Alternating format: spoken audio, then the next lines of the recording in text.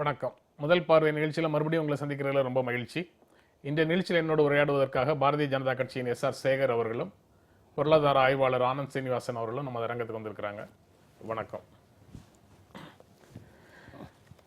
நேற்று மத்திய அரசினுடைய நிதிநிலை அறிக்கை தான் இன்றைய நாளிதழ்கள் முழுக்க வெவ்வேறு தலைப்புகளில் இருக்கு. ஆங்கில நாளிதழ்கள் சில தமிழ் நாளிதழ்களில் நேரடியாக ஒரு முன்னுரிமை கொடுத்து ஒரு சப்ஜெக்டை போட்டு செஞ்சுருக்காங்கன்னு சொல்கிறாங்க. ஆங்கில நாளிதழ்களில் பட்ஜெட் சோர்ஸ் குட்வில் கருத்தையே தலைப்பாக போட்டிருக்கிறாங்க. இந்திய வரி விதிப்பு ஏழைகளுக்கு ஆதரவாக மாறியது எப்படி அப்படின்னு ஒரு நாளிதழும், பட்ஜெட் சோர்ஸ் குட்வில்னு ஒரு நாளிதழும், ஸ்மால் ஒண்டர் சிறு ஆச்சரியம் அப்படின்னு ஒரு நாளிதழும் போட்டிருக்கிறாங்க. நீங்கள் அதை எப்படி பார்க்குறீங்க? இது எந்த ஒரு பட்ஜெட்டு நீங்கள் ஃபஸ்ட்டு எடுத்தீங்கன்னா it's a statement of accounts. எனக்கு எவ்வளோ வரவு வருது எவ்வளோ செலவு வருதுன்னு சொல்லணும். இந்த பட்ஜெட்டை நீங்கள் பார்த்தீங்கன்னா ஒரு லிஸ்ட் ஆஃப் அனௌன்ஸ்மெண்ட்ஸ் பண்ணியிருக்காரு. There is no substance, only a list of announcements. அதுக்கு ஈக்குவலாக வரவு எங்கேருந்து வருங்கிறத ஒன்றும் சொல்லலை. நீங்கள் இதோட பிக்கஸ்ட் அனௌன்ஸ்மெண்ட் எடுத்து பார்த்தீங்கன்னா மன்ரேகாவுக்கு 48,000 crores கொடுத்துருக்காரு.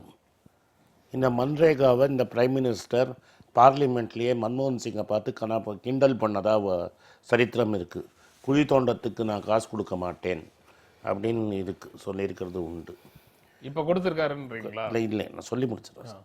போன வருஷம் அதாவது சொல்லி முடிச்சிடறேன்னு சொல்லி ஆளுக்கு 5 நிமிஷம் பேசணும்னா அதுக்கப்புறம் ஒருத்தர் சொல்றதுக்கு இன்னொருத்தர் பதில் சொல்ல முடியாமலே போவதற்கான நான் சொல்லு இது ஒவ்வொரு பாயிண்டா நீங்க சொல்றதுக்கு அவரும் பதில் சொல்லிட்டாருன்னா அது ரொம்ப ஸ்மூத்தா போயிடும்னு நினைக்கிறேன். நான் கரெக்டாக அப்படி தான் சொல்லுவேன்.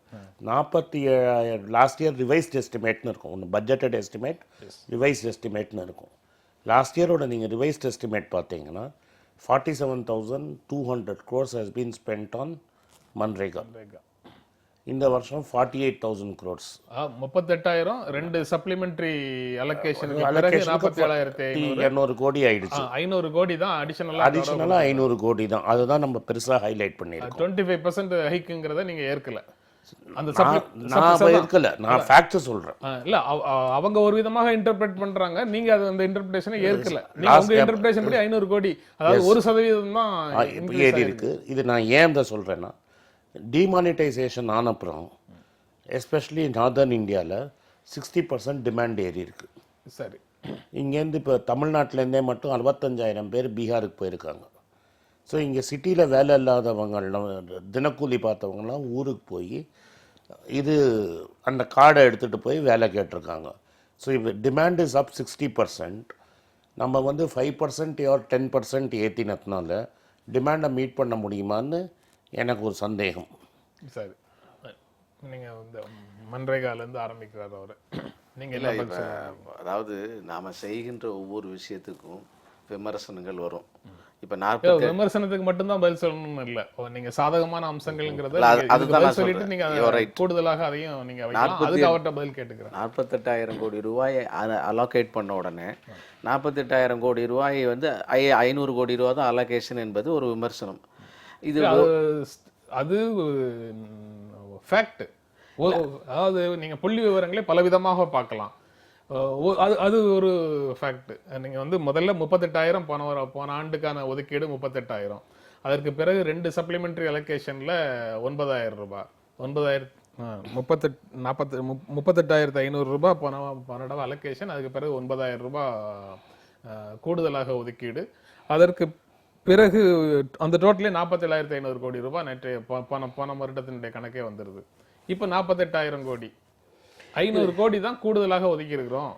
இல்லை, இப்போ அந்த சப்ளிமெண்டரி அலோகேஷனை ஒரு வாதத்துக்காக சப்ளிமெண்டரி அலோகேஷன் அப்படியே நிறுத்திட்டு 38,500 கோடி ரூபா ஒதுக்கி 500 கோடி ஜாஸ்தி ஆயிருக்குன்னு சொன்னோன்னே, போன தடவை நீ சப்ளிமெண்டரி அலோகேஷன் இவ்வளோ கொடுத்தீங்க, இந்த தடவை அதை கட் பண்ணிட்டீங்க, இப்படி ஒரு விமர்சனம் வரும். ஆனால் ஒரு விஷயத்துக்கு எப்படி வேண்டுமானாலும் விமர்சனம் செய்யலாம். அது விமர்சனம் செய்வர்களுடைய கருத்தை பொறுத்து அது மாறுபடும். அந்த வகையில் ஆனந்துக்கு விமர்சனம் செய்வதற்கு உரிமை இருக்கிறது என்பதோடு நான் அதை நிறுத்திக்கிறேன். ஆனால் நம்ம 10,000 கோடி ரூபா கூட கொடுத்துருக்குறோம். அதுதான் அதனுடைய உண்மையான வெளிப்பாடு என்பதுதான் எங்களுடைய. இடையில ஒரு சந்தேகம் வருது. அதாவது அவருக்கு உரிமை இருக்குது. அரசமைப்பு சட்டம் தான் இந்திய மக்கள் எல்லாருக்கும் உரிமை கொடுத்துருக்குது இல்ல. அது ஒவ்வொரு முறையும் இது போன்ற உரையாடல் நிகழ்ச்சியில பங்கேற்க வருபவர்கள் இதை பற்றி இப்படி பேசுவதற்கு அவருக்கு உரிமை இருக்கிறது என்பதை நான் ஏற்றுக்கொள்கிறேன் ஒரு ஸ்டேட்மெண்ட்டை அடிக்கடி சொல்றாங்களே, அது ஏன்? அதுவும் குறிப்பாக அந்த ஸ்டேட்மெண்ட்டை மத்தியில் ஆளக்கூடிய கட்சியை ஆதரிக்கிறவர்கள் அல்லது அதுல அந்த கட்சியில உறுப்பினர்களாக இருக்கிறவங்க மட்டுமே சொல்றாங்களே. அந்த உரிமை நீங்க யாரோ நினைச்சா கொடுக்கறதுக்கும் யாரோ நினைச்சா பறிக்கிறதுக்குமான உரிமையா? அரசமைப்பு சட்டத்துல கொடுக்கிற உரிமை தானே, அது இயல்பானது தானே, அதை இயல்பாக ஏன் எடுத்துக்க முடியல? இல்ல அதாவது நான் ஆனந்தோட கான்ஃபரண்ட் பண்ண போறேன், நீங்க எப்படி சொல்லலாம், உங்களுக்கு எப்படி உரிமை இருக்கிறது, இந்த விஷயத்துல 10,000 கோடி ரூபாயை மறைப்பதற்கு புதிய புதிய புள்ளி விவரங்கள் எல்லாம் கொடுத்து நீங்கள் வேண்டும் என்றே இதை சொல்லுகிறீர்கள், திசை திருப்புகிறீர்கள், இது ஒரு வாதம். இந்த வாதம் சொல்லாம அவர் சொல்லுவது சொல்லட்டும், நான் என்ன சொல்லுவேன்னு அதை சொல்லுவேன் என்பது ஜனநாயக முறைப்படி ஒவ்வொருடைய உரிமையை ஏற்றுக்கொள்ளுகின்ற என்னுடைய மனப்பான்மை, அதுதானே தவிர அதை நான் அவரை அங்கீகரித்து விட்டேன், அவர் அவருக்கு சொல்வது உரிமை இருக்கிறது அங்கீகரிப்பது மூலமாக மிகப்பெரிய ஒரு டிக்டேட்டர்ஷிப் எனக்கு இருக்கு, அதை நான் இந்த மாதிரி ஒரு வெளிப்படுத்துறேன் என்பது அல்ல. அது நாங்கள் வளர்க்கப்பட்ட விதம் எல்லாவற்றையும் ஏற்றுக்கொள்வது, அதை இயல்பாக கடந்து சென்றலாம் அப்படின்னு தோணுது. அவர் சொல்றதுக்கு பதில் சொல்றேன்னு சொல்லிட்டு இயல்பாக கடந்து சென்றலாம். இதை இப்படி சொல்வதற்கு அவருக்கு உரிமை இருக்கிறதுன்னு ஒரு ஸ்டேட்மெண்ட் இப்ப கூட அந்த ஸ்டேட்மெண்ட்ல இருந்து ஒரு 2 நிமிஷம் நம்ம வேற எங்கேயோ போயிட்டோம். சரி, அப்ப அப்படியே வச்சுக்கோம், இயல்பாக கடந்து சென்றுறேன். அந்த 10,000 கோடி ரூபாய் கொடுத்துருக்கிறேங்கிறது என்னுடைய தரப்பு வாதம், அது நாங்கள் பார்க்கின்ற விஷயம். இப்ப நம்ம இந்த மன்ரேகா மட்டும் போறோமா இல்ல வரிசையா நீங்க சொல்லலாம். மன்ரேகா நீங்க எப்படி சொல்றீங்க, ஆனா மன்ரேகா அதாவது தமிழ்நாட்டில் போன ஆண்டு நடந்த மாநில அமைச்சர்கள் மாநாடு திருவனந்தபுரத்தில் நடந்த போது தமிழ்நாட்டுக்கு அதிகமாக இந்த மன்ரேகாவில் ஒதுக்கப்பட்டது என்று மாநில அமைச்சரே சொன்னதான விஷயங்கள் ஊடகங்களில் வெளிவந்திருக்கு. மன்ரேகாவுக்கு இந்த அரசாங்கம் பெரிய அளவில் ஆர்வம் காண்பிக்கவில்லை, ஈடுபாடு கொள்ளவில்லை. அது அந்த அரசாங்கம் செய்ததை இது தடுக்க முயற்சி செய்கிறது என்பது பெரிய இந்த அரசுக்கு எதிராக தொடுக்கப்பட்ட வாதம். அது இல்லை என்பதை தொடர்ந்து நாம நிரூபித்துக் கொண்டிருக்கிறோம். அதாவது 500 கோடி ரூபாய் தான் அடிஷன் அப்படின்றதுக்கு நீங்க சொல்றீங்க, கூடுதலாக ஒதுக்கப்பட்டது 500 கோடி தான் அப்படின்னு. ஆனால் அதை அவர் ஏற்கல, 9,500 கோடி ரூபாய் ஒதுக்கியதாகத்தான் அவர் சொல்றாரு. சார் நான் என்ன சொல்கிறேன், இந்த ரிவைஸ்ட் எஸ்டிமேட் ஒன்று இருக்குது. இதுக்கு முன்னாடி இதில் ஒரு சுப்ரீம் கோர்ட் ஜட்ஜ்மெண்ட் இருக்குது.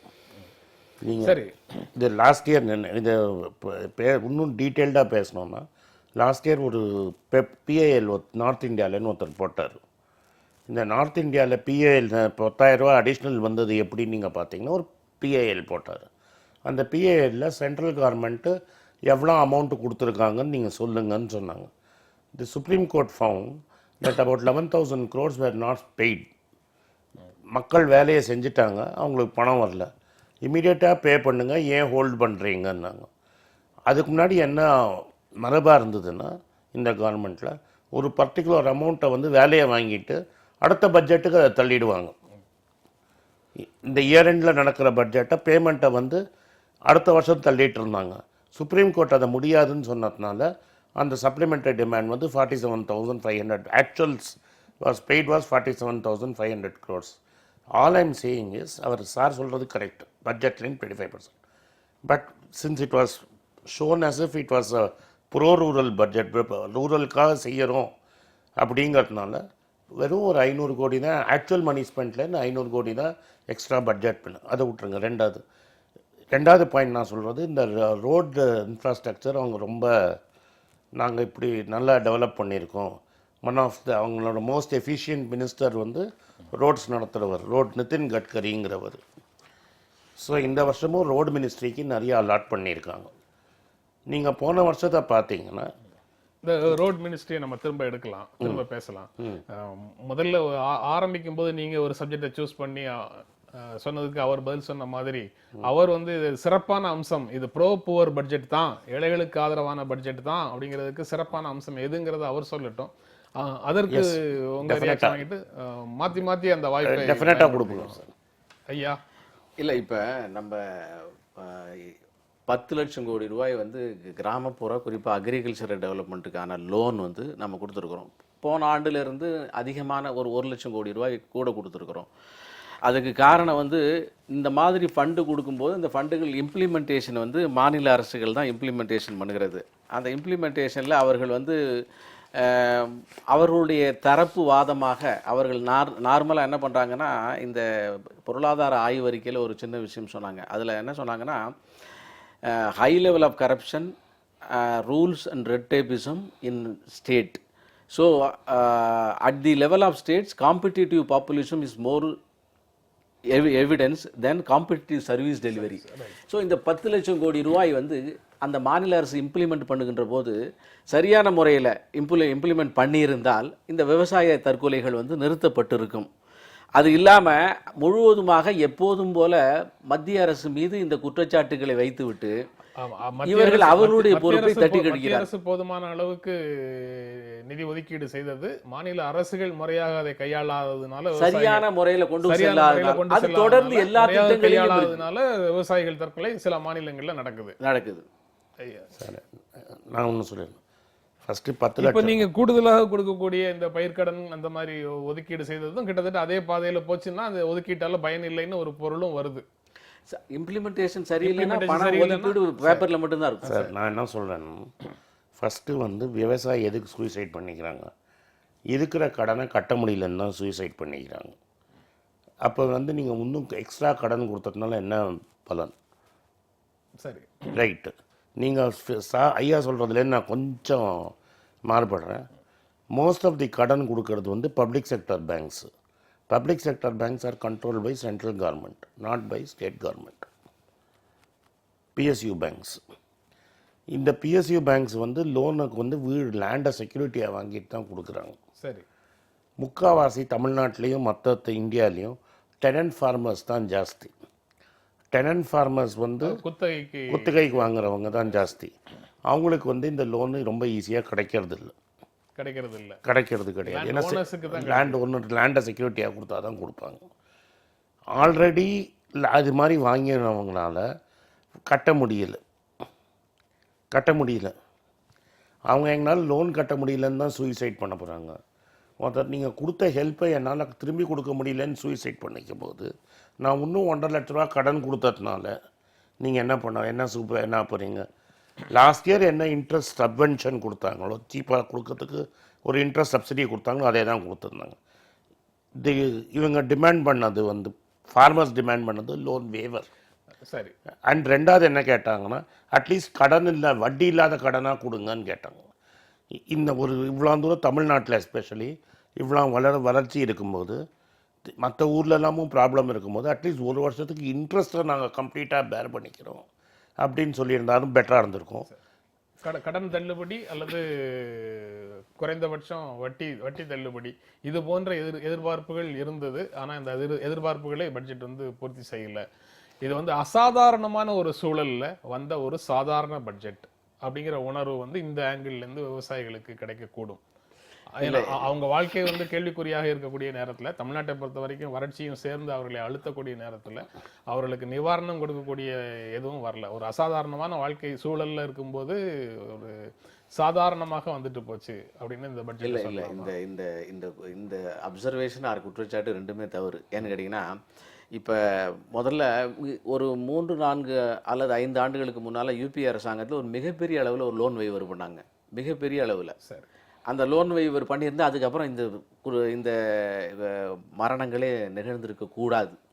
ஏன்னா கம்ப்ளீட் லோன் வைவருங்கிறது என்னுடைய நினைவு சரியாக இருக்கு. அது அடிப்படையிலேயே வந்து நம்மளுடைய கடன் ஸ்ட்ரக்சர் இருக்குல்ல, கடனுடைய அமைப்பு, அது வந்து அமைப்பு ரீதியாக அவர் சொல்ற மாதிரி வங்கியிலேருந்து கிடைக்கக்கூடிய கடன் தான் பெரும்பாலும் விவசாயிகளுக்கு போகுதா, இல்லை அவங்க அங்கங்கே வேறு விதங்களில் கடன் வாங்கி அந்த கடன் அழுத்தங்களில் அவங்க வந்து வாழ்க்கையை நடத்திட்டு இருக்கிறாங்களாங்கிறது கேள்வி வந்து மிகப்பெரிய கேள்வியாக இருக்கு.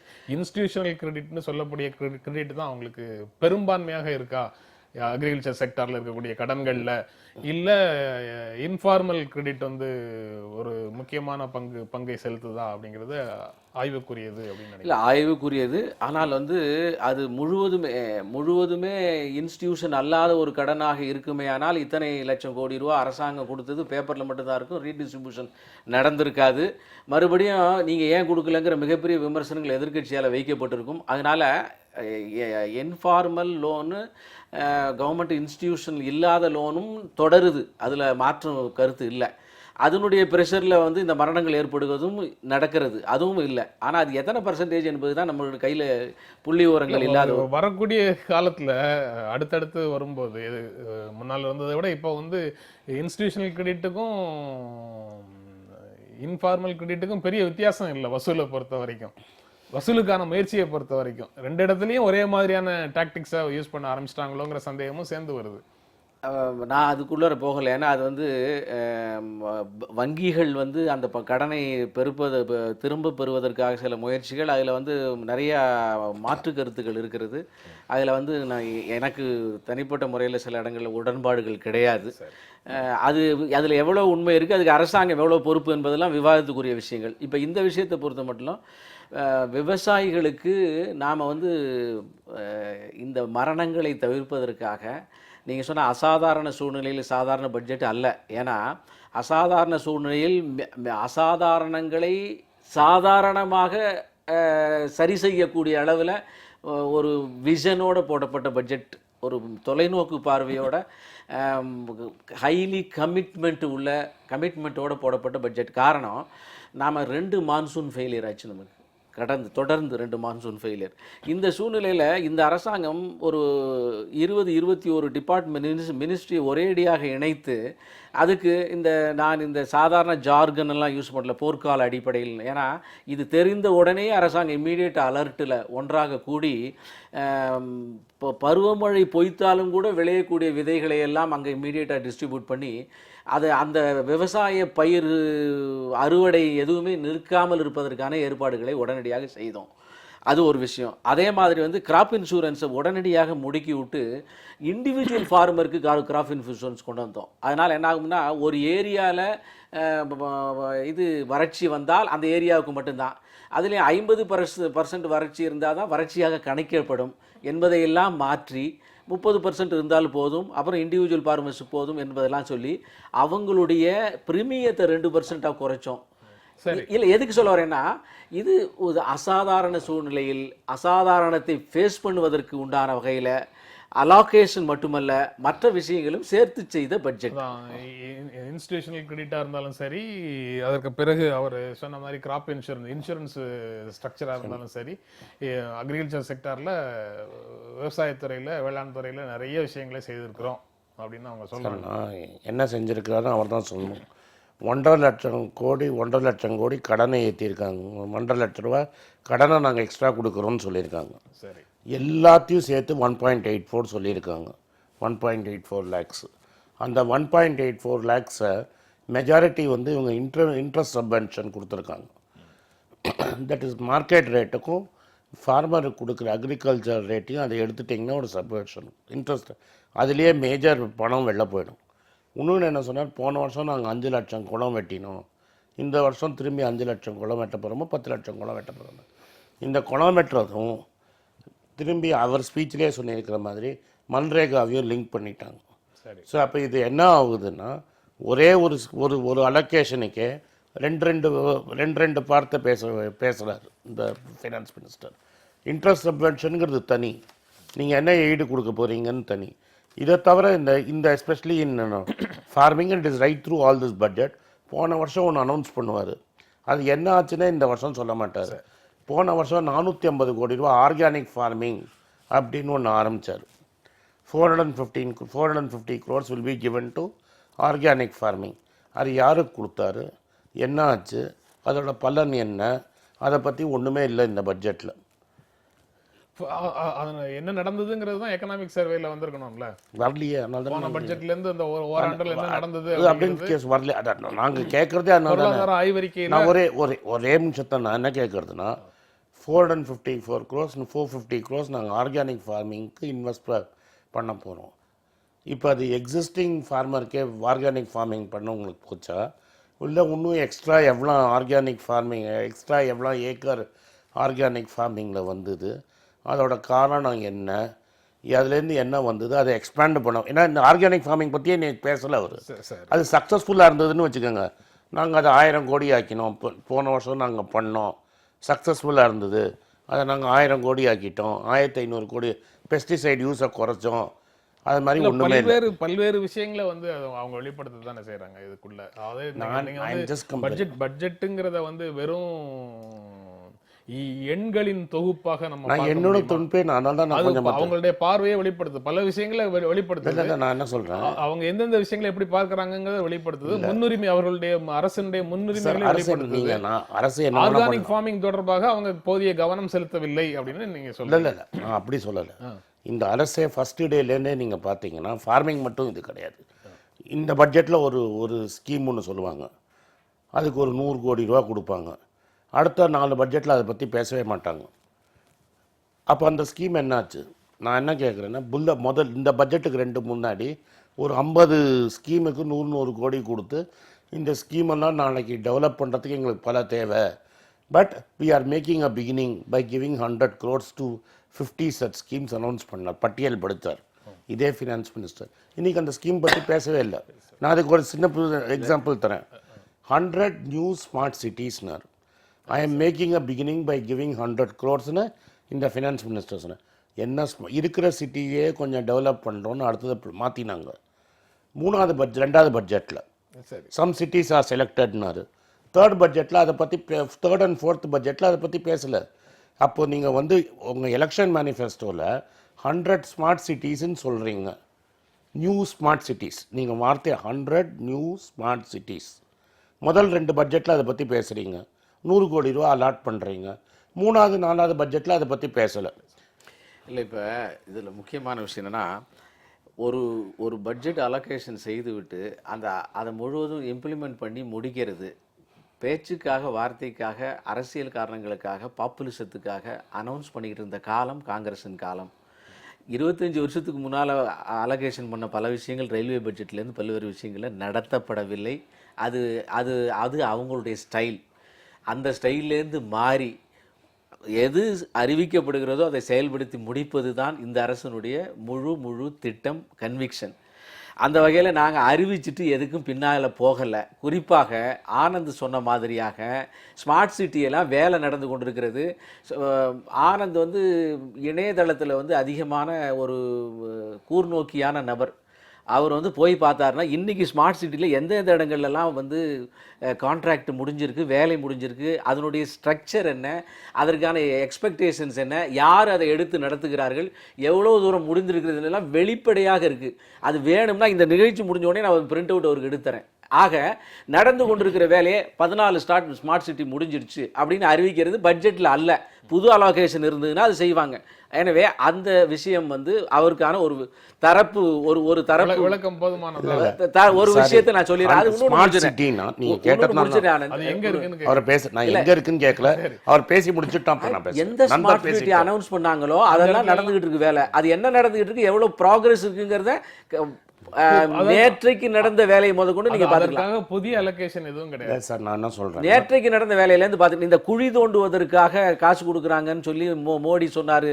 மன்ரேகா வரும்போது முதல்ல அவர் குற்றச்சாட்டு வச்சார். இந்த மன்ரேகா எப்படி இருக்குது உலகத்துக்கே தெரியும். காங்கிரஸில் அதில் வந்து 100 ரூபா கொடுத்துட்டு 30 ரூபா 40 ரூபா அந்த புரோக்கர்கள் எடுத்துக்கொண்டார்கள் என்பதும், வேலை காலையில் 10 மணிக்கு போய் 12 மணிக்கு திரும்பி வந்ததும் அது பெரிய விமர்சனத்துக்கு உட்பாண்டான விஷயம். அவர்களுக்கு வேலை தர வேண்டும் என்பது நியாயமாக இருந்தாலும் அவர்கள் பயன்படுத்தப்படவில்லை என்பது. இப்போ வரிசையாக அரசாங்கமே அதுக்கு டார்கெட் கொடுத்து வேலையை செய்கிறோம்.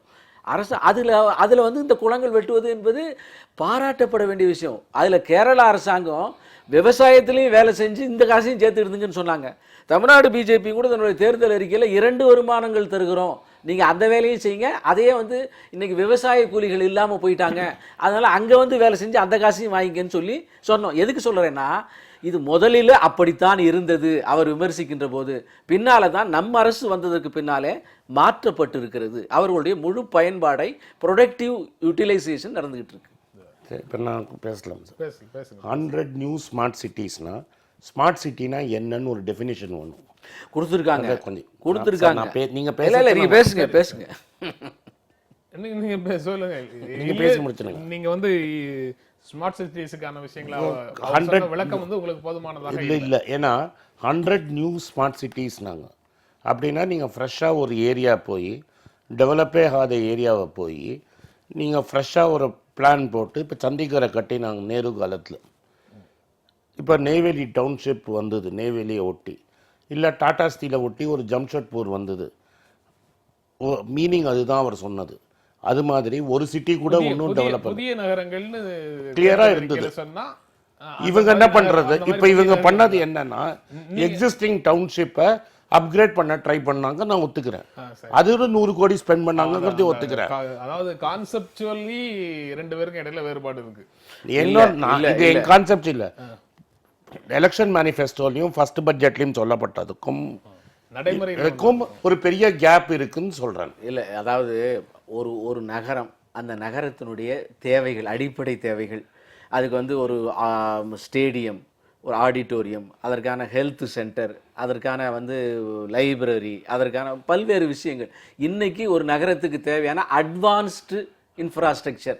அது உதாரணத்துக்கு கோயம்புத்தூர் எடுத்துக்குவோம். கோயம்புத்தூரில் கவர்மெண்ட் வந்து நாம்ஸ் போட்டுச்சு, வரிசையாக 1 2 3 4ன்னு போட்டுச்சு. அந்த நாம்ஸில் என்னென்னலாம் இருக்குது, இல்லாததை கொண்டு வருவது தான் அதனுடைய நோக்கம். அதாவது ஒரு பர்ஃபெக்ட் எக்ஸ்பெக்டேஷன் இருக்கக்கூடிய ஒரு பர்ஃபெக்ட் நகரத்தை கொண்டு வருவது, விட்டு போனதை செய்வது தான். புதிதாக ஒரு நகரத்தை உருவாக்குவது அல்ல சார். அப்ப நம்ம அது ரொம்ப கிளியராக இருக்கு. அதனுடைய விஷயத்துக்குள்ள போய் நீங்க பாருங்க. அது இல்ல புது நகரம் தான் உருவாக்குவது என்பது உங்களுடைய புரிதல், என்னோட புரிதல் இல்ல. உங்க எலெக்ஷன் மேனிஃபெஸ்டோவும் நீங்க பிரைம் மினிஸ்டர் கேம்பெயின் பண்ணும்போது சொன்னதும் நீங்க எடுத்து டேப் போட்டு பாருங்க. 100 new smart cities where people will work from beginning. Coimbatore வந்து ஒரு நியூ ஸ்மார்ட் சிட்டின்னு நீங்க சொன்னீங்க, நான் ஒத்துக்கிறேன். இல்லை, அதாவது அரசாங்கத்தை விமர்சிக்க வேண்டும், பிஜேபி விமர்சிக்க வேண்டும் என்பது உறுதியாக இருக்குமே. ஆனால் ஆனந்த் வாதம் இப்படிதான் இருக்க முடியும், ரெண்டு விஷயம் இருக்க முடியும். அதாவது மேனிஃபெஸ்டோல ஒன்று சொன்னோம், இதுல ஒன்று சொன்னோம், ஆகவே நீங்க செய்யல. கண்ணுக்கு முன்னால இருக்கிற விஷயத்தை ஏத்துக்க நீங்க தயாராக இல்லைங்க போது நான் எத்தனை விஷயங்கள் சொன்னாலும் எடுக்க போறது இல்லையே. நீங்க முடிவு பண்ணிட்டீங்க இதை ஏற்றுக்கொள்ள போவதில்லைன்னு, அதற்கு காரணம் எடுக்கிறீர்களே தவிர நடந்த விஷயத்துல இந்த விஷயம் நடந்திருக்கு. நீ வந்து 24 பேராமீட்டர்ஸ் சொன்னீங்க, 22 தான் செஞ்சிருக்கீங்கன்னா பதில் சொல்ல முடியும்.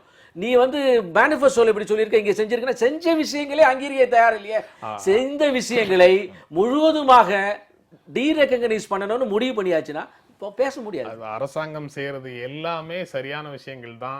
அரசாங்கம் வந்து மக்கள் நலனை தவிர வேற எதையுமே சிந்தனையில கொள்ளவில்லை, மக்கள் நலனுக்காகவே அனைத்தையும் செய்கிறது அப்படின்னு நம்புறது மூட நம்பிக்கை. மக்கள் நலனுக்காக எதுவுமே அரசு செய்யல அப்படின்னு சொல்றது முழுக்க முழுக்க அவநம்பிக்கை. ஆனா அந்த ரெண்டுலயும் நீங்க இல்ல, நடுவுல தான் நின்று பேசுறீங்க. மத்திய நிதியமைச்சர் அருண் ஜேட்லி நேற்று பட்ஜெட் தாக்கல் செய்தாரு.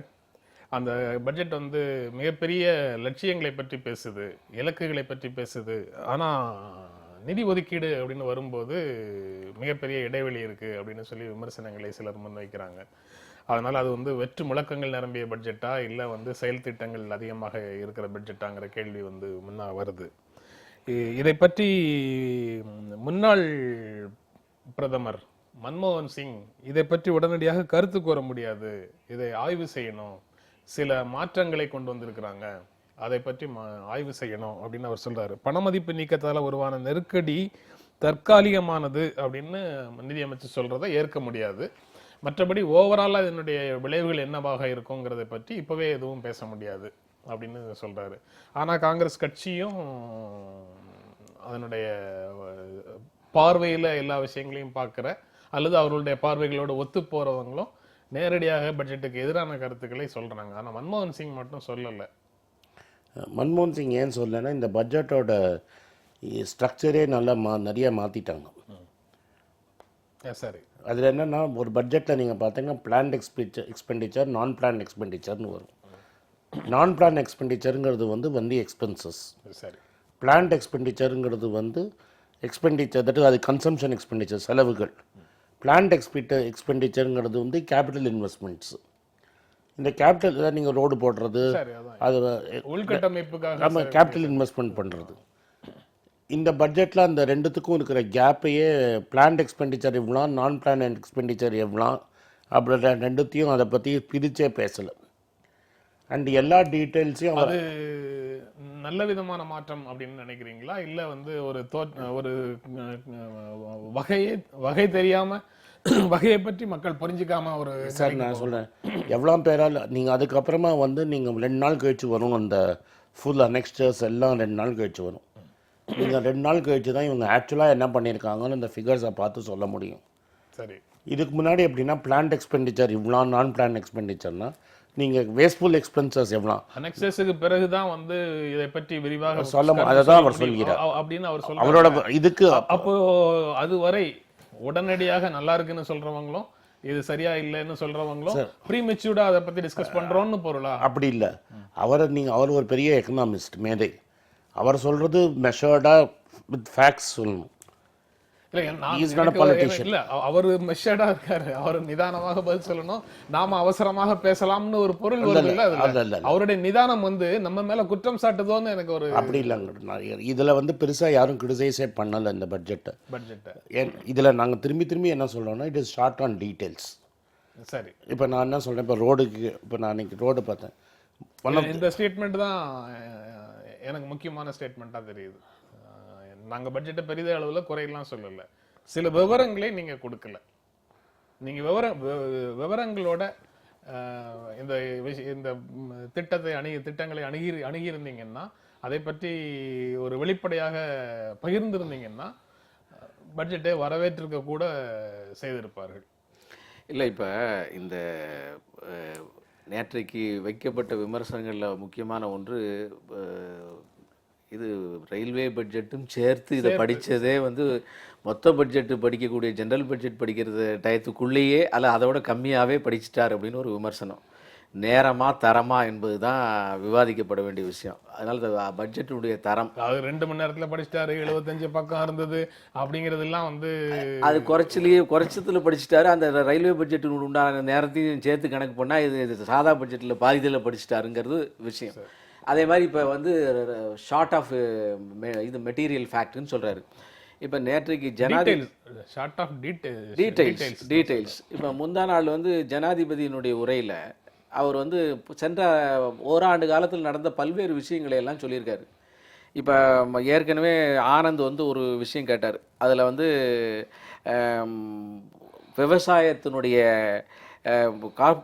கிராப் இன்சூரன்ஸ் வந்து 3.66 கோடி விவசாயிகளுக்கு 1.4 கோடி ரூபா 1.4 லட்சம் கோடி ரூபா டிஸ்ட்ரிபியூட் பண்ணியிருக்கிறது ஜனாதிபதி உரையில் இருந்த விஷயம். அதே மாதிரி சாயில் ஹெல்த் கேர் எதுக்கு சொல்ல வரேன்னா, அதில் வந்து ஓரளவுக்கு ஸ்டேட்டஸ் ரிப்போர்ட் கணக்குக்கு விஷயங்கள் கொடுக்கப்பட்டிருக்கிறது. காங்கிரஸ் ஆட்சி நடந்த காலத்தில் கூட இந்த ஸ்டேட்டஸ் ரிப்போர்ட்ஸ் கொடுக்கல. அது வந்து அந்த பட்ஜெட் சம்பந்தமாக ஒரே ஒரு தடவை மட்டும் சிதம்பரம் அவர்கள் என்னென்னலாம் எந்தெந்த டிபார்ட்மெண்ட் எவ்வளோ செஞ்சுருக்கினாரு, அதுக்கு பெரிய எதிர்ப்பு வந்தது, அது அதோட நிறுத்திட்டார். நாம் வந்து இப்போ இருக்கக்கூடிய இந்த கிரைசிஸில் செயல்பாடுகளை முக்கியப்படுத்தி எல்லா விஷயங்களையும் சொல்கிறோம். டீட்டெயிலாக இல்லை என்பது விமர்சனக்காரர்கள் மட்டுமே வைக்கின்ற விஷயமே தவிர அரசியல் பார்வையாளர்களும் ஆடிட்டர்ஸும் பொருளாதார நிபுணர்களும் இந்த பார்வையை வைக்கிற ஸ்டேட்மெண்ட்ஸ் வந்து ரொம்ப டீட்டெயிலாக இருக்குது. இது வந்து ஒரு ஏழைகளுக்கான பட்ஜெட்டு அப்படின்றதும் மக்களுடைய வாழ்க்கையில் வசந்தத்தை கொண்டு வருவதற்காக நாங்கள் என்னென்னலாம் செய்திருக்கிறோங்கிற அந்த தியரிட்டிக்கல் போர்ஷன் வந்து டீட்டெயில்டாக இருக்குது. இல்லை, தியரிட்டிக்கல் இல்லை, ப்ராக்டிக்கல் போர்ஷனே டீட்டெயிலாக இருக்குது. இப்போ நான் ஒரு சின்ன சந்தேகம் கேட்குறேன். ரோடுக்கு வந்து என்ஹான்ஸ்டாக கொடுத்துருக்காங்க இந்த பட்ஜெட்டில். ரோடுக்கு நீங்கள் இந்த வருஷம் நடந்துட்டுருக்கு, அதை பார்ப்போம். நான் 1 கிலோமீட்டருக்கு 40 ஒரு நாளைக்கு 40 கிலோமீட்டர் கட்டுவேன் அப்படின்னு சொல்லி வந்தார். இப்போ வந்து ஒரு ஃபினான்ஷியல் எக்ஸ்பிரஸில் போன மாதம் வந்த ரிப்போர்ட் பார்த்திங்கன்னா அக்டோபர் 31 வரைக்கும் இவங்க 3500 கிலோமீட்டர் தான் கட்டியிருக்காங்க. ஒரு வருஷத்துக்கு புதிய சாலைகள் போட்டது எவ்வளவு கிலோமீட்டர் தான்? ஆமாம், ஒரு வருஷத்துக்கு நீங்கள் 40 கிலோமீட்டர் ஒரு நாளைக்குன்னா 15,000 கிலோமீட்டர் நீங்கள் மார்ச் 31க்குள்ளே கட்டணும். அக்டோபர் 31க்குள்ளே கட்டினது 3520 கிலோமீட்டர். ரயில்வேஸில் போன பட்ஜெட்டில் 1,30,000 கோடி நாங்கள் இன்வெஸ்ட் பண்ணுவோம்னு சொன்னார். அது ரொம்ப டீட்டெயில்டாக சொன்னார். எப்படி இன்டர்னல் அக்ரூவல்ஸ்லேன்னு எவ்வளோ வரப்போகுது, எவ்வளோ நாங்கள் எல்ஐசிலேன்னு கடன் வாங்க போகிறோம், ஓப்பன் மார்க்கெட் பாரோயிங் எவ்வளோ பண்ண போகிறோம். அந்த 1,30,000 கோடி முடிஞ்சுதா முடியலையான்னு சொல்லவே இல்லை. இந்த வருஷம் நீங்கள் பார்த்தீங்க, எதிர்மறையான விஷயங்களே பட்ஜெட்டில் இல்லை அப்படின்னு சிஐஐ தமிழ்நாடு சொல்லுது. நான் சொன்ன பாயிண்ட்டை சொல்லிடுறேன். நாங்கள் டிசம்பர் வரைக்கும் பார்த்த வரைக்கும் 40,000 கோடி தான் ஒர்க்கே அலாட் ஆகிருக்கு பட்ஜெட்டில் ஃபார் ரயில்வேஸ். இன்னும் ரயில்வேஸ் பற்றி பேசுகிறச்ச ஃபேரை பற்றி ரொம்ப கிளியராக பேசிடுவாங்க. என்ன பட்ஜெட் நீங்கள் ஏற்ற போகிறீங்களா இறக்க போகிறீங்களான்னு. இந்த வாட்டி என்ன ஒரே ஒரு போக்கில் என்ன சொல்லிட்டார், சந்தர்ப்ப சூழ்நிலையை வச்சு நாங்கள் ஃபேரை டிசைட் பண்ணுவோம் அப்படின்னு ஒரு வார்த்தை. நீங்கள் ஏற்ற போகிறேன்னா ஏற்று, உங்களுக்கு எல்லா ரைட்டும் இருக்குது, ஏற்றலாம் இறக்கலாம் என்ன வேணால் பண்ணலாம். நீங்க அந்த ஒரு லைனுக்கு என்ன பொருள், பெட்ரோல் விலை மாதிரி அப்பப்போ நான் டிமாண்ட், நான் என்ன வார்த்தையை நீங்கள் கிளியராக புரிஞ்சுக்கணும். டிமாண்ட் ரிலேட்டட் அப்படின்னா இப்போ வந்து ஒரு ஃபிக்ஸட் ஃபேர் கிட்டத்தட்ட சந்தை தீர்மானிக்கும்ங்கிற முடிவு கிட்டத்தட்ட இல்லை, அதுதான் சந்தை தீர்மானிக்கும். இனிமேல் வந்து அப்போ நாங்கள் நீங்கள் வந்து திருச்சிக்கு இவ்வளோ ஃபேரு நம்மளுக்கு தெரியும். அப்படி இல்லை இன்னைக்கு காத்தால் திருச்சிக்கு என்ன ஃபேரு அப்படின்னு நீங்கள் பார்க்கணும். ஒன்று. ரெண்டாவது முக்கியமான ஏரியாவா இருக்கு, இல்லை இல்லை இது அவ்வளவு ஃப்ளக்சுவேஷனோட இருக்குமா எங்களுக்கு தெரியல. இவர் சொன்னால் தான் டீட்டெயில்ஸ் இல்லைன்னு சொல்கிறோம் நாங்கள். இப்போ என்ன சொல்கிறாரு, ஏசி ஃபேரில் டைனமிக் ஃபேரிங் அப்படின்னு ஒன்று கொண்டு வந்தாங்க லாஸ்ட் இயர். டைனமிக் ஃபேர்னா என்னன்னா நான் எக்ஸ்பிளைன் பண்ணிடுறேன். 10% ஒரு 10% சீட்டுக்கும் 10% விலையை ஏற்றுவோம் நாங்கள். அதுக்கப்புறம் எக்ஸப்ட் மெட்ராஸ் பெங்களூர் தவிர மற்ற எல்லா ஏசி கோச்சும் காலியாக போக ஆரம்பிச்சது. we will publish details after 6 months. இது சுரேஷ் பிரபுவோட ஸ்டேட்மெண்ட். நாங்கள் 6 மாதம் நடத்துவோம், ஸ்டேட்மெண்ட் கொடுப்போம். 6 மாதம் முடிஞ்சிடுச்சு, ஸ்டேட்மெண்ட் வரல. சரி, இதோட ஒரு ரொம்ப இம்பார்ட்டன்ட் பாயிண்ட்டு, டைமில் தான் நான் அதை பேசிடலாம். பல ரூலிங் பார்ட்டியோட மெம்பர்ஸ்லாம் என்ன சொன்னாங்க, ஆர்பிஐ பழைய நோட்டு எவ்வளோ வந்ததுன்னு கேட்டுட்ருக்கோம். ரொம்ப நாளாக கேட்டுட்ருக்கும்போது நீங்கள் பொறுமையாக இருங்க, நாங்கள் எண்ணிகிட்ருக்கோம். டிசம்பர் 8ஆம் தேதி வரைக்கும் டேட்டு கொடுத்தாங்க. ஜான்வரி 31 முடிஞ்சிருச்சு, இன்னும் எண்ணிட்டு இருக்காங்க. டிசம்பர் 8 மட்டும் கரெக்டாக எண்ணிட்டு இருந்தாங்க. அதுக்கப்புறம் எண்ணத்தை மறந்துட்டாங்க. ஜான்வரி 31, டிசம்பர் 31 முடிஞ்சிருச்சு. இன்றைக்கி ஜான்வரி 31. 15.4 lakh ஸ்கீமு 15 lakh காணோம். சரி, இந்த பட்ஜெட்லேயாவது ஒரு ஸ்டேட்மெண்ட்டு இல்லை, அன்றைக்கியாவது ஒரு ரிசர்வ் பேங்க் கவர்னர் ஒரு ஸ்டேட்மெண்ட்டு, இவ்வளோ நோட்டு 15.4 lakh crores இருந்தது, 10 லட்சம் கோடி தான் வந்தது, 12 லட்சம் கோடி வந்தது. அது ஒரு பெரிய நிகழ்வு, உலகத்திலேயே ஒரு பெரிய இன்சிடெண்ட். அது அதோட டீட்டெயில்ஸே வரமாட்டேங்க. நாங்கள் ஆர்டியில் போட்டு கேட்டாச்சு, எல்லாத்துலேயும் போய் கேட்டால் வி ஆர் கவுண்டிங்கிறாங்க. சார் எவ்வளோ நாள் அவங்க கவுண்ட் பண்ணுறதுக்கு? கிளைம் எல்லாத்தையும் இப்போ கைவிட்டுச்சு அரசு அப்படின்னு சொல்ல முடியுமா? இல்லை வந்து டிமானிட்டைசேஷனுடைய எஃபெக்ட் வந்து இருந்தது அப்படின்னு அரசு நம்பி இருந்தால் பட்ஜெட்டில் வந்து அதை பற்றி பிரமாதமாக குறிப்பிட்டிருக்கோம். ஆனால் அதை பற்றி எந்த டீட்டெயில்ஸும் கொடுக்காம, அதனுடைய உண்மை நிலையை பற்றி எதுவுமே சொல்லாமல் அமைதியாக இருக்குதுன்னா அரசே வந்து அதை கைவிட்டது, அதாவது அதில் பெருமை கொள்வதை கைவிட்டது அப்படின்னு பொருளா? இல்லை, இப்போ இந்த அரசின் மீது வைக்கக்கூடிய விமர்சனங்கள்ல மிக முக்கியமானது இப்போ இந்த டிமானிட்டைசேஷனில் நோட்டு எண்ணி எவ்வளோன்னு சொல்லலை. அரசினுடைய நிதிநிலை அறிக்கையையும் அரசினுடைய திட்டங்களையும் புரிந்து கொள்வதற்கான ஒரு முயற்சி, அது விமர்சனம்னு ஏன் பார்க்கணும்? ராகுல் காந்தி விமர்சிக்கிறது இல்ல, புரிந்து கொள்ள முடியாமல் கேட்கிறார்கள் அப்படின்னு சொன்னா வந்து நீங்க வந்து புரிந்து கொள்வதற்கு சக்தி இல்லைன்னு நான் நினைச்சதாக நீங்க நினைச்சிடக்கூடாதுங்கிறதுக்காக நான் சொன்னேன். இப்ப அது வேறுபடத்தானே செய்யும், அது ஒன்றும் தவறு இல்லை, வேறுபடத்தானே செய்யும், தவறு இல்லை. இப்ப இந்த விஷயத்துல இதே மாதிரி விமர்சனங்கள் தொடர்ந்து நிறைய டீட்டெயில்ஸ் இல்லை என்பது ஒரு விமர்சனம். ஜல்லிக்கட்டில் கூட பாரதிய ஜனதா கட்சி வந்து மிக முக்கியமாக தொடர்ந்து வந்து அதற்கான எல்லா ஆதரவு வேலைகளையும் செய்து கடைசியாக அந்த சட்டத்தோட மாநில அரசினுடைய மூலமாக அதை கொண்டு வந்தோம். ஆனால் அதற்கு அந்த காலகட்டத்தில் இது நாம் அதுக்கு எதிரானவர்கள் என்று விமர்சிக்கப்பட்டோம். பொங்கல் ஒரே ஒரு பாசிங் ரெஃபரன்ஸ்ல ஒரு வார்த்தை சொல்லிட்டு போறீங்க, மாநில அரசின் மூலமாக கொண்டு வந்தோம். ஆமா, நிச்சயமாக. ஏன்னா அது மாநில அரசினுடைய சுய முயற்சி இல்ல, சுயமுயற்சி இல்லைன்னு வந்து ஒரு அவர்கள் மூலமாக நீங்க செஞ்சீங்க. மாநில அரசு எடுத்த இந்த முயற்சிக்கு ஆலோசனை, வழிகாட்டுதல், உதவி மூணையும் செய்தோம். ஆலோசனை, வழிகாட்டுதல். ஏன்னா இந்த ஆலோசனை சொன்னேன், ஏன்னா மத்திய நிலைமையில வந்து சுப்ரீம் கோர்ட்டினுடைய இன்றைய நிலைமையில அது செய்யாது, எதிர்த்து போகும் என்கின்ற எங்களுடைய கணிப்பு. அது தொடர்ந்து அவருடைய செயல்பாடு. அதே மாதிரி பொங்கலுக்கு லீவு வந்து 10 ஆண்டு காலமாக என்ன தமிழ்நாட்டில் நடந்தோ அதுதான் இந்த வருஷம் நடந்துச்சு. நாங்கள் கடுமையாக விமர்சிக்கப்பட்டோம். ஆனால் அது முடிஞ்சு அந்த விமர்சனங்கள்லாம் தாங்கி கொண்டு, யாது நாங்கள் செய்யாத குற்றத்துக்கு தாங்கி கொண்டு அடுத்தாப்புல இல்லை இது சரி, இவர்கள் மீது குற்றம் இல்லை அப்படின்னு அடுத்த பேச்சு. ஆக அதே மாதிரியாக இப்போ டிமானிட்டரைசேஷன் இந்த நோட்டு வரல, எண்ணிக்கை வரவில்லை, அரசாங்கம் சொல்லணும். அரசாங்கத்தை விட சொல்ல வேண்டியது ரிசர்வ் பேங்க். ரிசர்வ் பேங்க் இன்னும் சொல்லலை, பட்ஜெட்டில் சொல்லியிருக்கணும். அதற்கான ரிசர்வ் பேங்க் இன்ஃபர்மேஷன் கொடுக்கல. ஆனால் இப்போது கடுமையாக விமர்சிக்கப்படுகிறோம். இப்போ இந்த ரிசல்ட் வந்த உடனே வச்சுங்க, இத்தனை நோட்டு வந்ததுக்கு அப்புறம் அவ்வளோ இந்த விமர்சனங்களை தாங்கியது எதற்காக?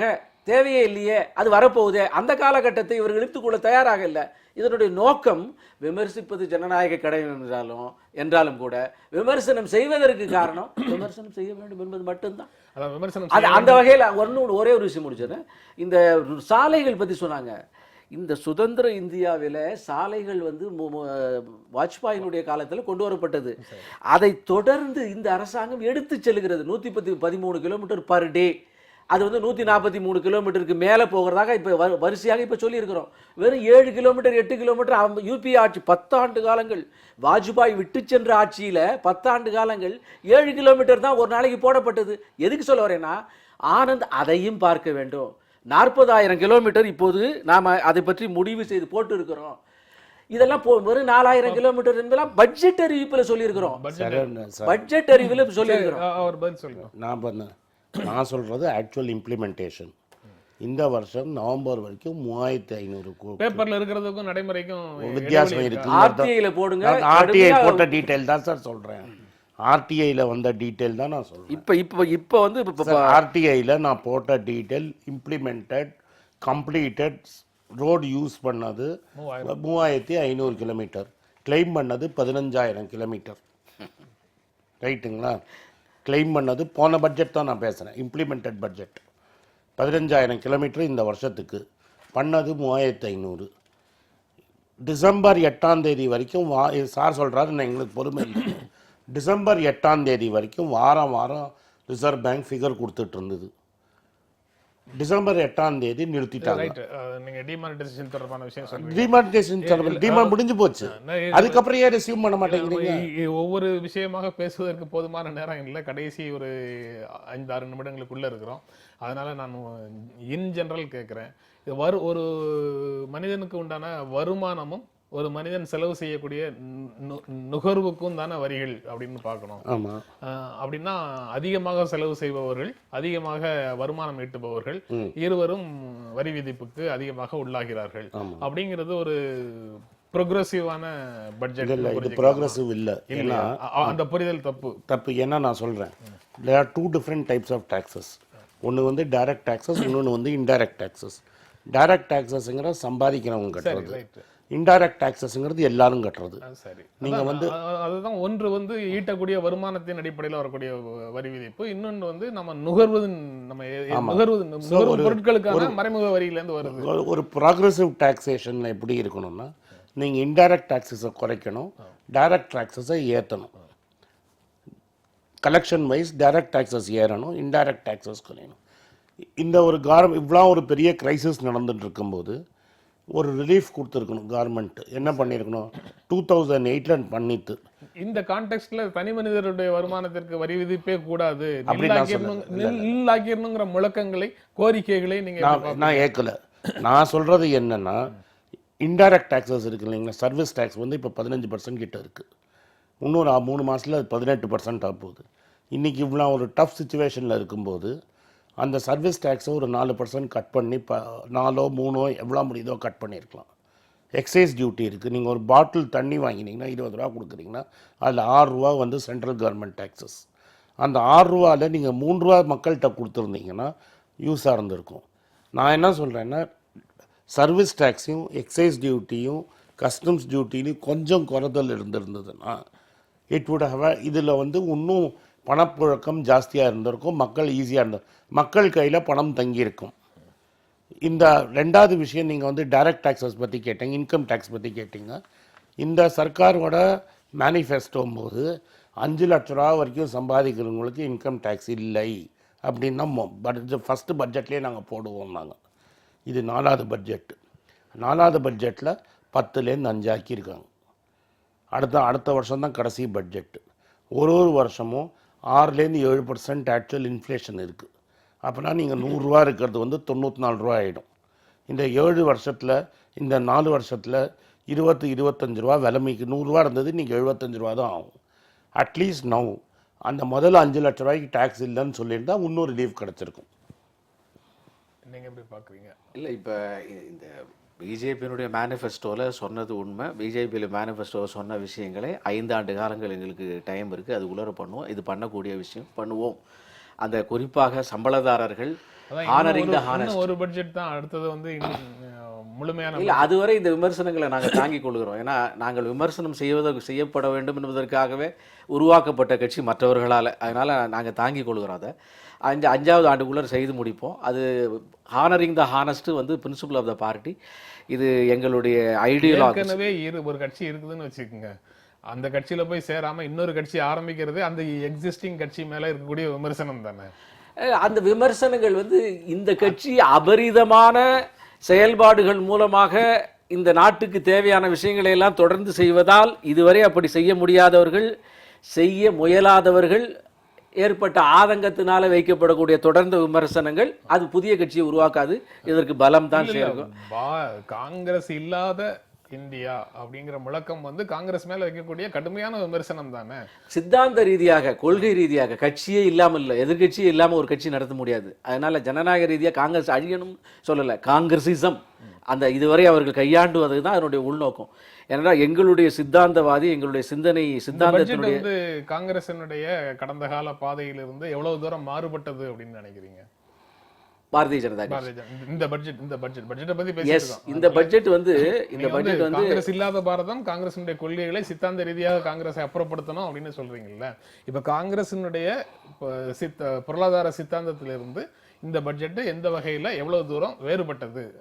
இந்த பாரதிய ஜனசங்கத்தினுடைய சித்தாந்த ஹெட் வந்து பண்டிட் தீனதயாள் உபாத்யாயா. அவருடைய சித்தாந்தம் வந்து இன்டெகிரல் ஹியூமனிசம், ஒருங்கிணைந்த மாநில தத்துவம். அந்த மாநில தத்துவத்தினுடைய அடிப்படை வந்து அந்தியோதயா, அதாவது ஏழ்மைக்கும் ஏழ்மையான, கடையனுக்கும் கடையான வாழ்க்கையின் விளிம்பு நிலையில் இருக்கிறவனை கொண்டு வருவது. அதுக்கு தான் வந்து 1 லட்சம் கிராமங்களை தேர்ந்தெடுத்து கிராமங்களே அந்த ஏழ்மை யாருங்கிறத தேர்ந்தெடுத்து அவனை கொண்டு வரணும் இப்போ சொல்லியிருக்கோம். அதனுடைய இன்னொரு முக்கியமான விஷயம், நீங்கள் சித்தாந்தத்தை கேட்டதுனால காங்கிரஸ்லேருந்து மாறுபட்டது, நேர்மையான அரசாங்கம், ஒரு அதாவது இது சுத்தமான ஒரு லட்சியத்தோடு இருக்கக்கூடியது. அதுக்கு தான் வந்து எந்த அரசும் செய்ய துணியாத, யாரும் செய்ய முடியாத கட்சிகளுக்கு கொடுக்கக்கூடிய டொனேஷனுக்கு இப்போ வந்து ஒரு பெரிய ரெஸ்ட்ரிக்ஷன் கொண்டாந்துருக்கோம். இது யாராலும் செய்ய முடியாதது, யாரும் செய்ய துணியாததை செஞ்சிருக்கோம். அதுதான் தீனதயாள் உபாத்யாயாவுடைய அந்தியோதயா மட்டுமல்ல. இறுதி பகுதிக்கு வந்துட்டோம் நிகழ்ச்சியுடைய. ரொம்ப அதனால ஒரே இந்த விஷயத்தை பத்தியும் அவர்கிட்ட கேட்டுறேன். இந்த 20,000 இருந்து 2000 பொலிட்டிகல் பார்ட்டிஸுக்கு வந்து இது ஒரு கண்தொடைப்பு தான். ஏன்னா அதையும் நீங்க ஏற்கல. நான் ஏற்கலன்னு சொல்ல, 20,000 தான் அது விரும்பிய விளைவுகளை தருமா தராதாங்க? எப்படி தரும்? தராது. ஏன்னா இது அவங்க என்ன பண்ணிருக்காங்க, எப்படி இருந்தாலும் அப்படிலாம் கிடையாது. இதுலயே ஒரு சின்ன திருத்தம் பண்ணியிருந்தா நல்லா ரிசல்ட் வரும். வந்தவங்க டெஃபினட்டாக ஆதார் கார்டு வேணும். 2000 ரூபா இப்போ எல்லாருக்கும் ஆதார் கார்டு. அப்போ 2000 ரூபா கொடுக்குறவனோட ஆதார் நம்பர் இருக்கணும், அவனோட பேன் கார்டு. 1999 ரூபா கொடுத்தாலும் பேன் கார்டு 1 ரூபா கொடுத்தாலும் பேன் கார்டும் ஆதார் கார்டும் இது கொடுத்தாதான் அக்செப்ட் பண்ணிப்போன்னு சொன்னீங்கன்னா, ஒரே ஆள் இப்போ தமிழ்நாட்டில் நான் இருக்கேன்னா 4 கட்சிக்கு நான் கொடுக்கலாம். ஒரு கட்சிக்கும் நான் 2000 ரூபா கொடுக்கலாம், 3000 ரூபா கொடுக்கலாம், எவ்வளோ வேணால் கொடுக்கலாம். நான் என்ன சொல்கிறேன், நீங்கள் 1 ரூபா டொனேஷன் வாங்கினாலும் ஆதார் கார்டு கொடுங்க, பேன் கார்டு கொடுங்க. எல்லாத்துக்கும் பேன் கார்டு வாங்குறீங்க. ஒரு நான் மியூச்சுவல் ஃபண்ட் ஃபிக்ஸட் டெபாசிட் போடணுன்னா பேன் கார்டு கேட்குறீங்க, நான் பேங்க் அக்கௌண்ட் திறக்கணும்னா பேன் கார்டு கேட்குறீங்க. ஒரு கூட்டம் நடத்திட்டு கூட்டத்துல வந்து பக்கெட்ல வசூல் பண்ற கட்சிகள்லாம் வந்து நான் என்ன சொல்றேன், சென்ட்ரல் மினிஸ்டருக்கு எழுதி அனுப்புங்க. எப்படி நடைமுறை சாத்தியமானது? நான் 1 ரூபா 10 ரூபாய்க்கு கேட்கல சார். சரி, நான் நீங்கள் சரி 1000 ரூபாய்ன்னு வச்சுக்கோங்க. 1000 ரூபாய்க்கு மேலே ஒரே ஆள் கொடுத்தாருன்னா 1000 ரூபாய்க்கு மேலே நீங்க அதுக்கு என்ன அமௌண்ட் வேணாலும் ஃபிக்ஸ் பண்ணுங்க. 20,000மோ 2,000மோ 1000 ரூபாயோ, ஏன்னா அப்பதான் உங்களால ஐடென்டிஃபை பண்ண முடியும். எது வேணாலும் பண்ணுங்க. நாங்க வந்து ஒரு அமௌண்ட்டை போட்டுட்டு இது அவ்வளவுமே வந்து 1000க்கு கீழே வந்ததுன்னு சொல்லிட்டு போறோம். இல்ல அதான் சொல்ல போறோம். அதனால நேற்று வரைக்கும் 20,000க்கு கீழே வந்ததுன்னு அதையெல்லாம் வந்து 2,000க்கு கீழே. என்ன சொன்னேன், எந்த ஒரு திட்டம் போட்டாலும் சட்டம் போட்டாலும் அதை உடைக்க வேண்டும் என்ற மனநிலைமை இருக்கிறதுக்கு ஒரு கோஷ்டி இருக்க தான் செய்கிறது. இல்ல உடைப்பதற்கு மனநிலை இருக்கிற கோஷ்டி மட்டும் கேட்கல, உடைப்பதற்கான வழிவகைகளோட சட்ட திருத்தத்தையும் கொண்டு அப்படி அல்ல. வரீங்க. இந்த 20,000 இதே மாதிரியாக 2000 ஆக்க வேண்டும் என்ற எண்ணம் யாருக்கா வந்துச்சா? முதல்ல ஆளுங்கட்சி ஏதாவது செய்யுமா? எந்த காலத்திலே செய்யுமா? ஆளுங்கட்சிக்கு எதிரான விஷயம் இல்லையா? இன்னைக்கு எங்களுக்கு டொனேஷன் கொடுக்கறதுக்கு எக்கச்சக்கான மாதிரி தயாரா இருக்கிறத நாங்களே நிராகரிச்ச மாதிரி அல்லவா ஆகும். அப்படி அந்த எஃபெக்ட் வராதுன்னு சொல்றாங்க. இல்ல, வரும்.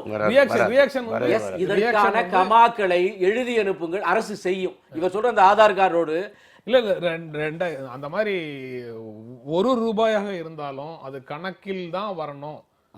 எப்படி 3 லட்சம் ரூபாய்க்கு மேல வந்து டிரான்சாக்ஷன் எல்லாம் டிஜிட்டலா இருக்கணுமோ, அதே மாதிரி அரசியல் கட்சிக்கு வரக்கூடிய அனைத்து நன்கொடைகளும் டிஜிட்டலா தான் இருக்கணும்னு சொல்லுவீங்கன்னா அதுல இல்ல. எனக்கு வினோதமாக என்ன இருக்குன்னா, கேஷ்லெஸ் டிரான்சாக்ஷனுக்கு எதிரான மிகப்பெரிய போராட்டம் உங்க வார்த்தைகள்ல இருந்து தான் அவங்க கிட்ட, அதைத்தான் நானும் சொல்றேன்.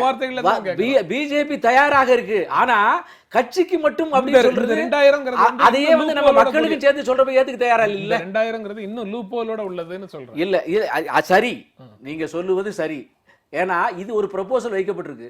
ப்ரொபோசல்ல corrections and deletions, additions deletion எப்போதுமே வரவேற்கப்படுகிறது. நான் என்ன சொல்றேன், கேஷ்லெஸ் டிரான்சாக்ஷன் வரும்போது அது மக்களுக்கு சிரமம், முடியாது, கஷ்டம், அரசு நிர்பந்தப்படுத்துகிறதுங்கிற ஒரு வாதம்.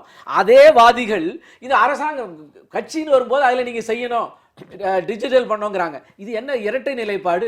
இங்கேயே அதை சொல்லுங்க, இங்க வர வேண்டும். அதற்காக வந்து இங்க சொன்ன வாதத்துக்காக இது செய்ய வேண்டாம் நான் சொல்லல. கேஷ்லெஸ் டிரான்சாக்ஷன் எல்லா இடத்திலும் இருக்கணும், டிஜிட்டல் டிரான்சாக்ஷன் எல்லா இடத்திலும் இருக்கணும், அரசியல் கட்சிகள் அங்கீகரிக்கணும். அதை சொல்லுகின்ற தெம்பும் தில்லும் பிஜேபிக்கு மட்டுமே இருக்கு, ஆளுங்கட்சியாக இருக்கின்ற போது கூட. சரி, அதாவது பணக்காரர்களிடத்திலிருந்து ஏழைகளை காப்பாற்றுகிறோம் அப்படின்னு சொல்லி ஏழைகளிடத்திலிருந்து வாக்குகளையும் ஏழைகளுடைய கோபத்திலிருந்து உங்களை காப்பாற்றுறோம்னு பணக்காரர்களிடத்திலிருந்து பணத்தையும் வாங்கிட்டு இரண்டு தரப்பையும் ஒருவருக்கு எதிராக ஒருவரை நிறுத்துவது தான் அரசியல்ங்கிற பண்பு அப்படின்னு ஒரு பார்வை உண்டு. அந்த பார்வையின் அடிப்படையில எல்லா அரசியல் திட்டங்களும் இருக்கா அப்படிங்கிற இருக்கு அப்படின்னு சொல்லக்கூடியவங்க இருக்கிறாங்க. இந்த இதுவும் அப்படியாங்கிறது தெரியல. கடந்த காலத்துல உண்டான எல்லா அரசினுடைய பட்ஜெட்டுகளும் அதே மாதிரி சிந்தனை இருக்கா அப்படிங்கிறது தெரியல. இந்த நிகழ்ச்சியில பங்கேற்று உங்களுடைய கருத்துக்களை பகிர்ந்து கொண்டதற்கு எங்கள் நெஞ்சார்ந்த நன்றி. மீண்டும் சந்திப்போம். நன்றி, வணக்கம்.